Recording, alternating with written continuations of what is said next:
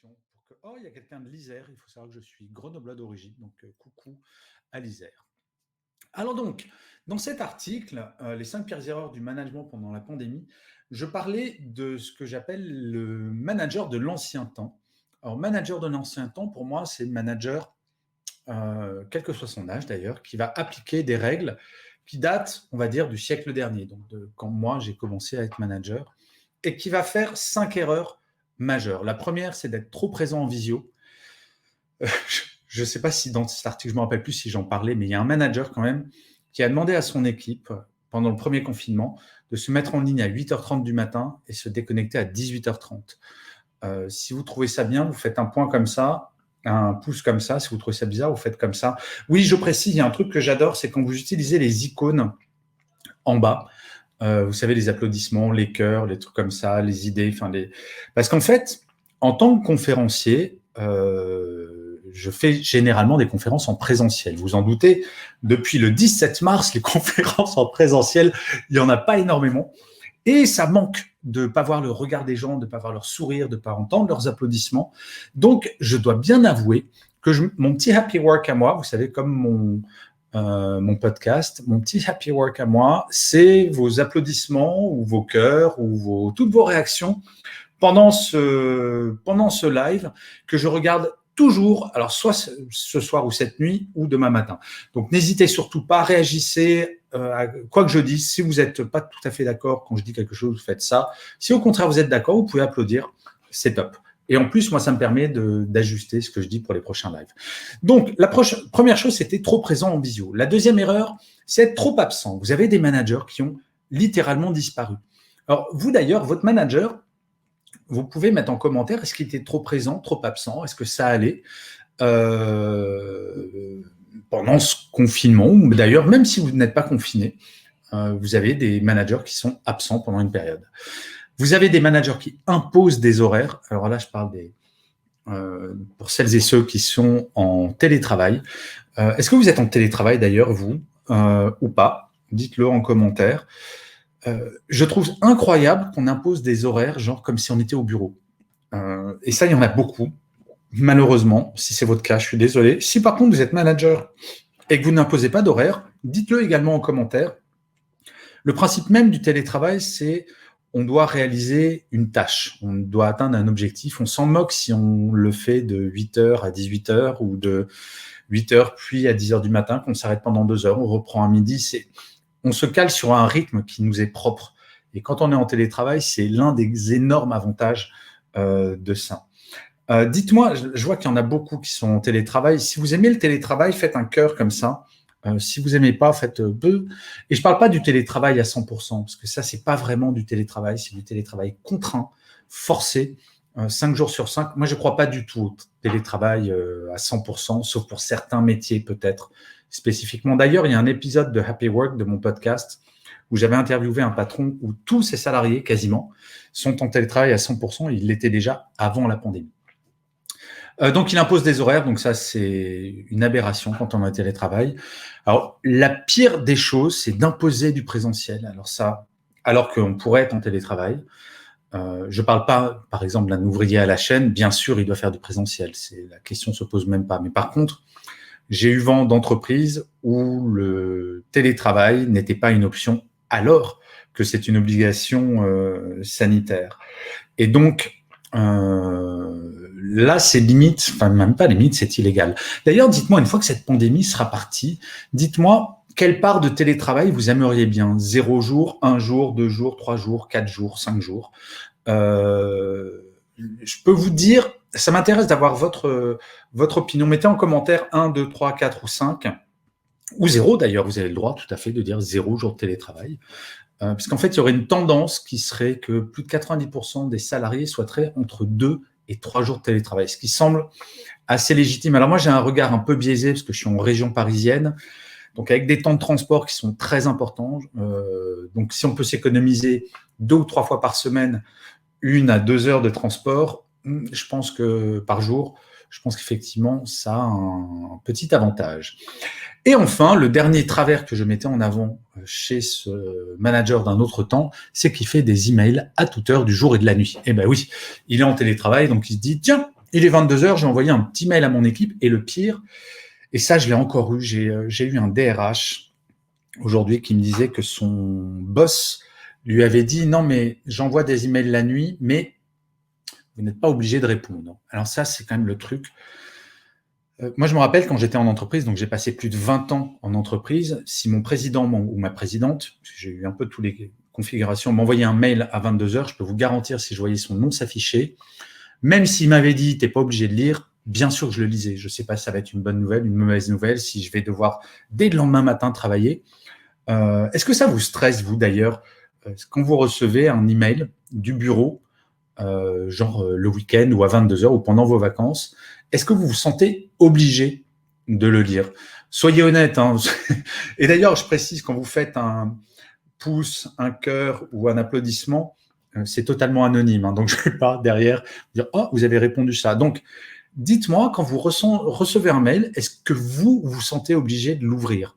Et je parle d'un mail le week-end, par exemple. Si votre boss vous envoie un email le week-end, est-ce que vous vous sentez un peu obligé de l'ouvrir? Et même si vous ne l'ouvrez pas, est-ce que vous ne sentez pas une culpabilité? Si c'est le cas, vous applaudissez. Si ce n'est pas le cas, vous faites comme ça. Là, je vois qu'il y a d'autres personnes qui sont arrivées. Donc, je vois, moi, toutes ces réactions quand je regarde le replay. Ça m'aide un petit peu à voir l'ambiance générale.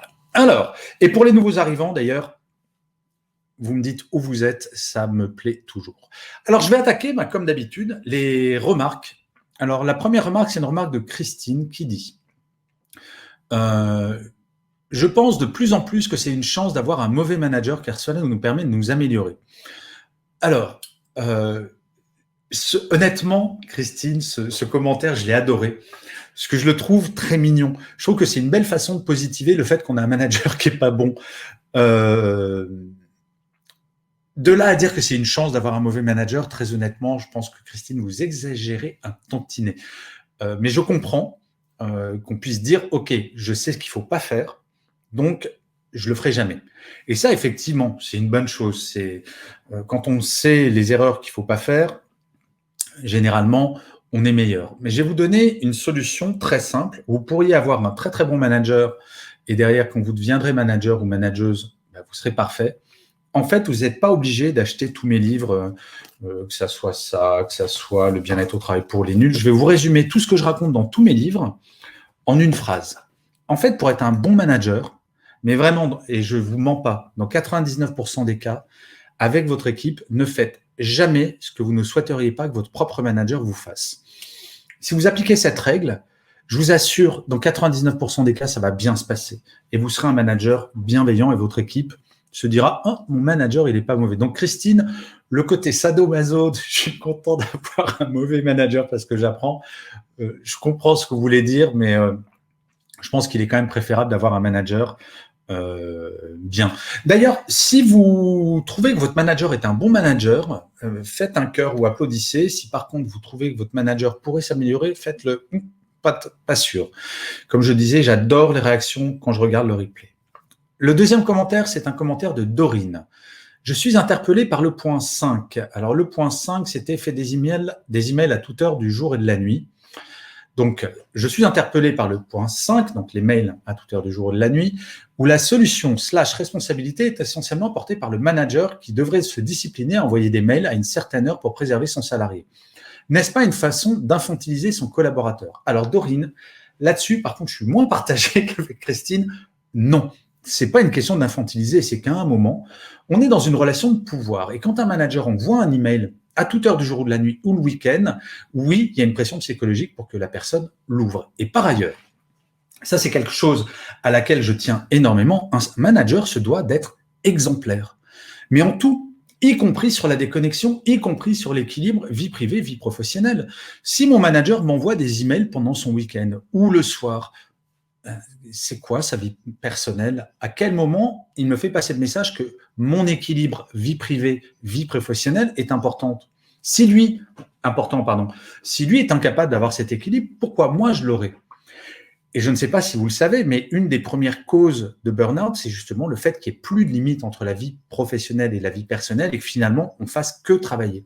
Et dans cette période actuelle de confinement, où il y a beaucoup de personnes qui sont en télétravail à 100%, justement, le nombre de burn-out est en train d'augmenter et le nombre de personnes en détresse psychologique est en train d'exploser. Donc, il faut vraiment faire attention à ça.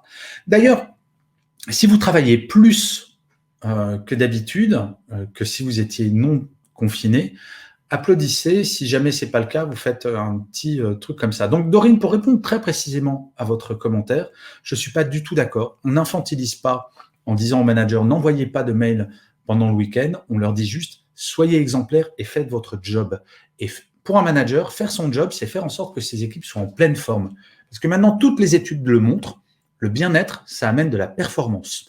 Donc, ce n'est même pas par humanisme, j'adorerais que ça soit par humanisme, mais c'est aussi pour l'intérêt de l'entreprise.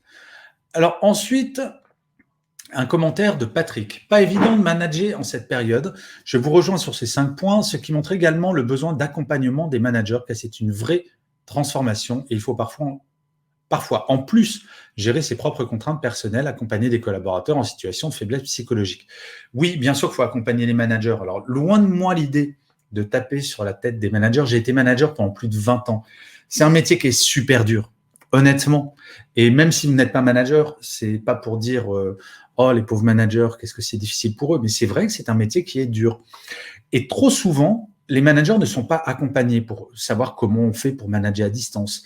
Quoique, je corrige un tout petit peu ça, parce que autant pendant le premier management, les entreprises, leur priorité, c'est mince, comment on s'organise. Là, sur ce deuxième confinement, en tout cas en France, on sent que les entreprises recommencent à former leurs managers. D'ailleurs, je ne vous le cache pas, je passe mes journées à faire des webconférences, beaucoup pour des entreprises, sur le management à distance, sur la gestion des émotions, sur comment est-ce qu'on motive, comment on peut se motiver dans cette situation-là. Donc, on sent qu'il y a vraiment un changement de paradigme et qu'enfin, on commence à accompagner les managers pour qu'ils deviennent meilleurs dans cette période. Un commentaire de Frédéric. C'est encore totalement différent dans les petites structures où les managers sont au four et au moulin en remplaçant tout le monde, car il faut survivre et passer ce deuxième confinement en limitant au max la casse. La pandémie ne change pas le fond profond d'une façon de manager, bien au contraire, elle la met en lumière pour le meilleur et pour le pire. C'est très vrai, Frédéric. Alors, 2 choses. Oui, je pense qu'effectivement, manager dans une PME et manager dans un grand groupe, c'est pas tout à fait pareil. On n'a pas la même pression. Un manager dans une PME, il sait bien ce que ça veut dire de ne pas avoir de clients et de potentiellement faire faillite. Je ne dis pas que les résultats économiques dans un grand groupe, c'est moins important, mais je pense qu'un manager de proximité dans un groupe du CAC 40, il ressent moins la pression de la faillite qui peut arriver. On sait bien que c'est un mauvais moment à passer, mais ce n'est pas à court terme pour ces grands groupes-là. Alors pour les PME, il y a une vraie grosse pression. Et effectivement, la période actuelle, on voit le meilleur et le pire et ça l'amplifie. En fait, je ne crois pas que cette période révèle quoi que ce soit. Elle ne fait qu'accentuer des tendances qu'il y avait déjà. Par exemple, on fait mine de découvrir « Oh là là, tout le monde aimerait bien du télétravail après la fin de la pandémie. » Enfin, en tout cas, l'énorme majorité des gens. On le savait avant. Honnêtement, j'ai fait pas mal de sondages. Il y a pas mal d'études avant la pandémie. Oui, les salariés voudraient faire plus de télétravail qu'avant. Juste pour rappel, avant la pandémie, seulement 16% des entreprises avaient un accord de télétravail. Seulement 16%. Je vous garantis qu'après la pandémie, ce pourcentage va être énorme. Je pense qu'on passera la barre des 50%. Un commentaire d'Elisabeth. Pas besoin d'être de l'ancien temps pour trouver les managers de 30 ans ayant les défauts que vous avez listés. Eh oui, il n'y a pas d'âge pour être mauvais, Elisabeth. Oui, bien sûr, je suis d'accord. Quand je disais les managers de l'ancien temps, ce n'est pas une question d'âge. On peut être mauvais ou bon à tout âge. C'était Brassens, je ne me rappelle plus de l'expression. C'était Brassens qui disait quand on est con, on est con. Ou c'était Brel. Oh, j'ai un gros doute culturel. Qui disait quand on est dans une chanson, quand on est con, on est con? Brel ou Brassens? Répondez-moi si vous le savez. J'ai un énorme doute, ça y est, c'est l'âge, je perds la mémoire. Donc tout ça pour dire oui, c'est pas parce qu'on est plus âgé, qu'on a plus d'expérience et que donc on est un bon manager, au même titre que c'est pas parce qu'on est jeune qu'on est forcément un bon manager ou un mauvais manager. Donc vous avez raison, Elisabeth, il n'y a pas d'âge. Un commentaire de Marc. Le management à la papa, à la dent dure, Gaël, démarrons par la confiance et des objectifs simples et laissons-les travailler. Marc, vous avez tout résumé. La confiance est managée par objectif, c'est-à-dire qu'au lieu de faire du c'est Brassens, merci les amis.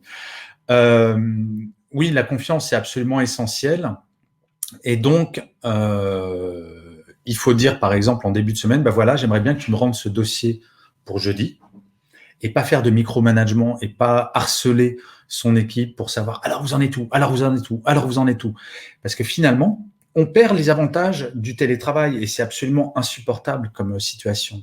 Vous, est-ce que vous avez l'impression d'ailleurs dans le fonctionnement de votre entreprise que vous fonctionnez par objectif ou alors que finalement cette période-là n'a pas changé grand-chose? Si jamais vous fonctionnez par objectif, c'est-à-dire qu'on vous dit voilà, j'aimerais bien que tu finisses tel dossier pour tel jour et après on vous laisse relativement tranquille, vous applaudissez. Si jamais, au contraire, on vous demande des points de passage, mais 40 points de passage 10 fois par jour, vous faites comme ça. Parce qu'en télétravail, et encore plus en télétravail à 100%, c'est un vrai problème, le micromanagement.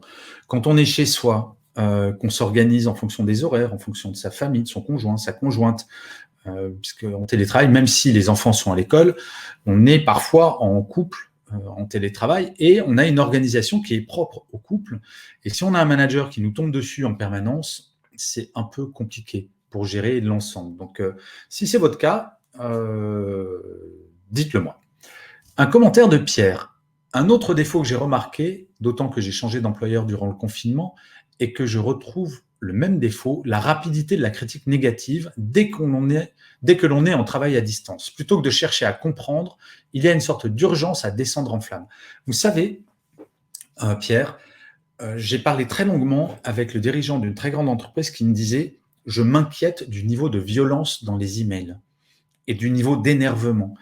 Et en fait, ça s'explique assez facilement, entre guillemets.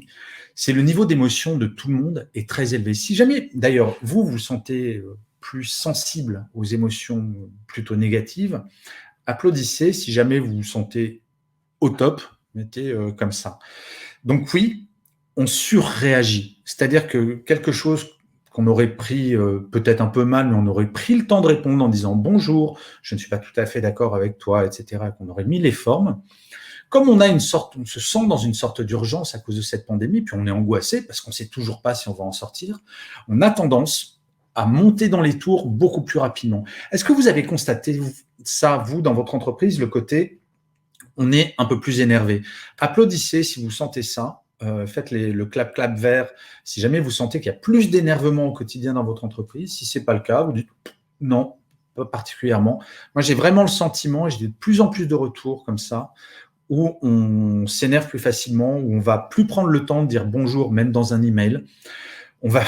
Ça c'est le pire, on va utiliser des majuscules pour bien se faire comprendre. Alors s'il vous plaît, n'utilisez jamais, mais jamais, de majuscules dans vos emails. C'est une vraie agression, c'est comme si on se met à hurler sur quelqu'un. Donc, n'oubliez pas de dire bonjour, de finir un mail par merci. Et je fais une toute petite parenthèse, ne faites pas de mail de plus de 10 lignes. Si un mail fait plus de 10 lignes, il ne va pas être lu et c'est une perte de temps. Passez un coup de fil ou faites un visio avec la personne, vous gagnerez un temps de dingue.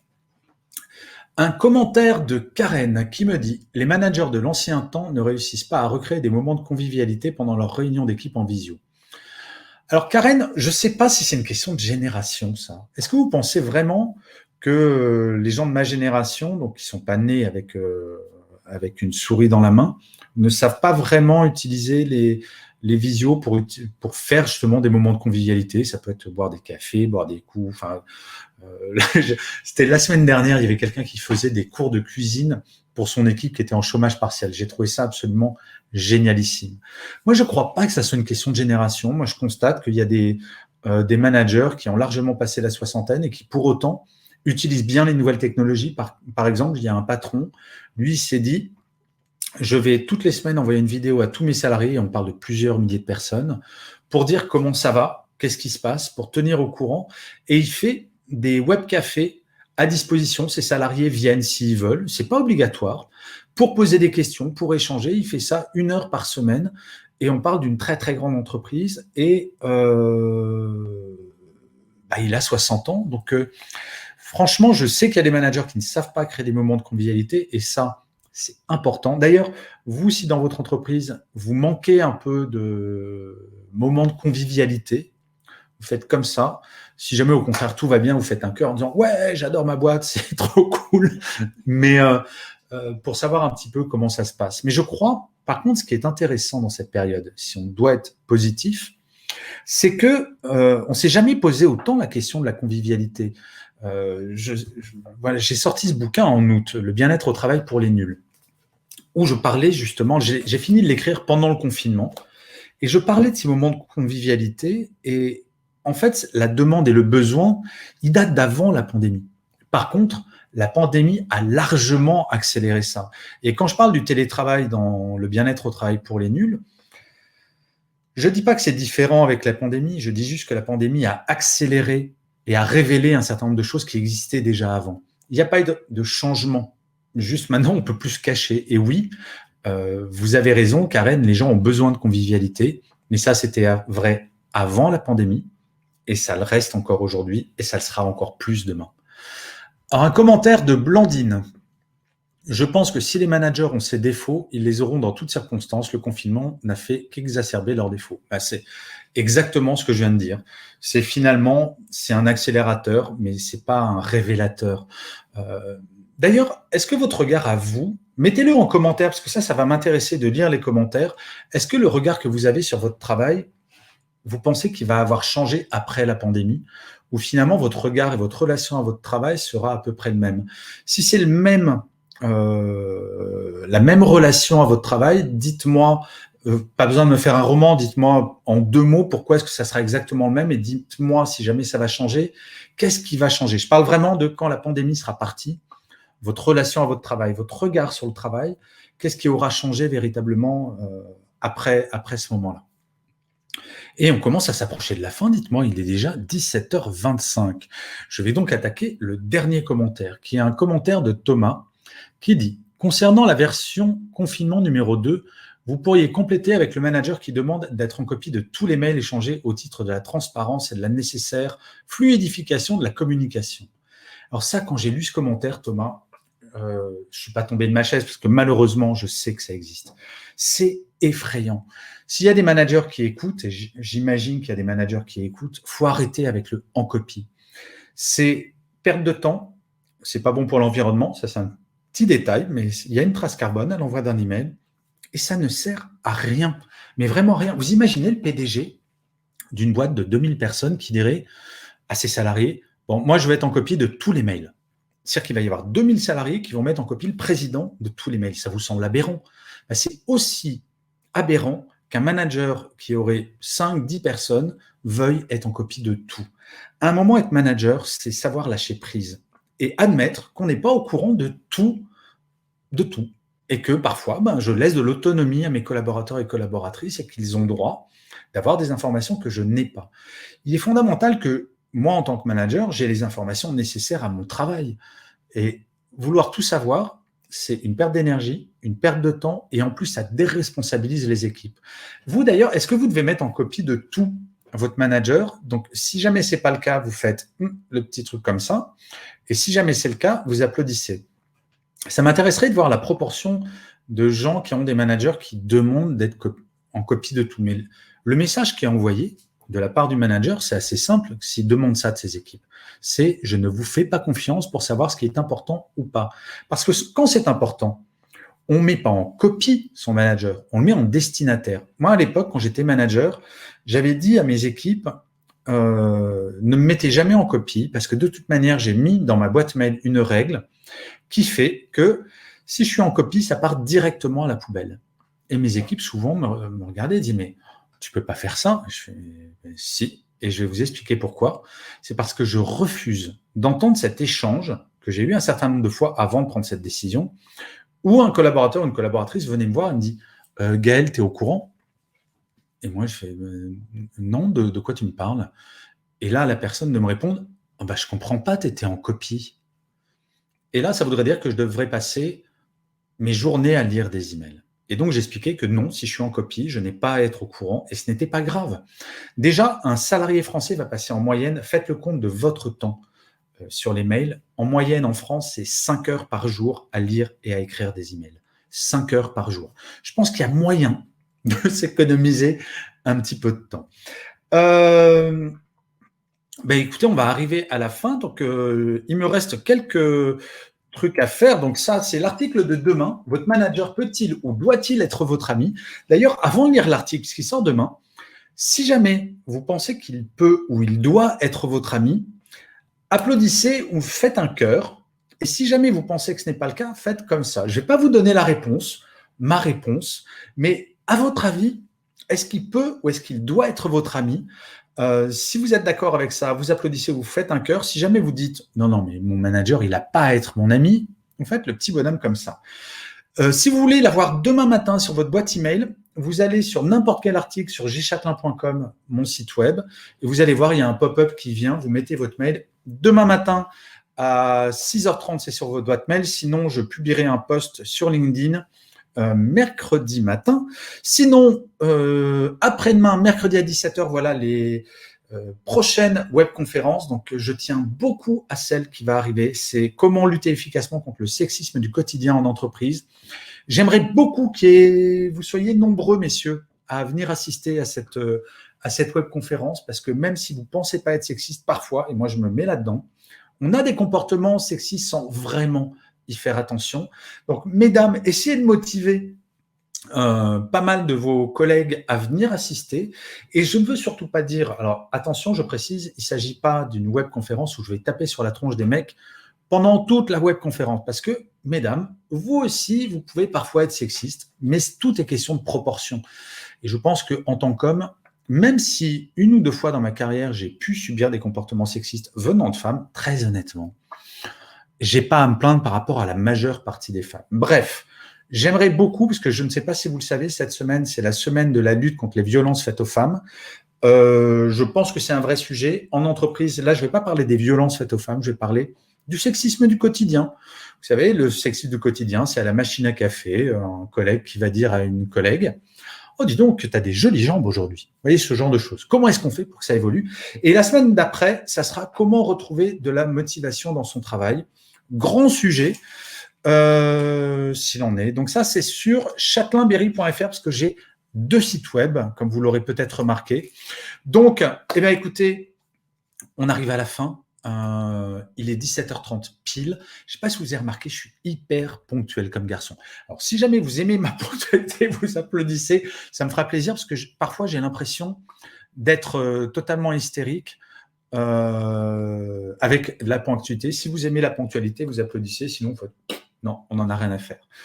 Écoutez, je vous remercie 1000 fois d'avoir assisté à ce webinaire. La petite lumière bleue, je l'adore au final. Je m'habitue de plus en plus à ça. Donc, la semaine prochaine, la première question, c'est de quelle couleur sera la casquette? Vous pouvez parier d'ailleurs. J'ai je ne sais plus combien de casquettes New York comme celle-là. Parier, je ne sais pas, puis on verra. Ceux qui votent pour une couleur, peut-être que je m'exécuterai, allez savoir. Je suis hyper bavard, je pourrais parler pendant des heures. Vos sourires me manquent, vos applaudissements me manquent, mais c'est un bon moyen de rester en contact avec vous avant de pouvoir refaire des conférences en présentiel. J'espère vous voir mercredi sur la webconférence. Si ce n'est pas le cas, happy work, abonnez-vous et laissez des étoiles, notamment sur iTunes. C'est très bon pour les algorithmes, et ça me donne un vrai coup de main. Je fais beaucoup de choses gratuites. Ça vous prendra 2 minutes. Ça m'aide énormément pour mes partenaires, pour ce genre de choses. Happy work, vous allez liker ou mettre une étoile sur YouTube, sur Apple, sur Spotify, où vous voulez. Si vous aimez, bien sûr. Si vous détestez Happy work, pas besoin de le faire, mais je compte sur vous. J'adore faire tous ces trucs-là gratuitement, vraiment. Je le dis très sincèrement. En tout cas, j'aime bien vous offrir ce genre de contenu, parce que je trouve que ça fait partie de la mission des gens qui ont des choses à dire pour améliorer le quotidien en entreprise. Seule chose que je vous demande de faire mon petit happy work à moi, c'est d'aller faire des likes, commenter, partager, etc., etc. Et je vais arrêter puisqu'il est déjà 17h32 et donc il est beaucoup trop tard et j'ai 2 minutes de retard. Allez, ciao, ciao, prenez soin de vous et à très bientôt. Salut!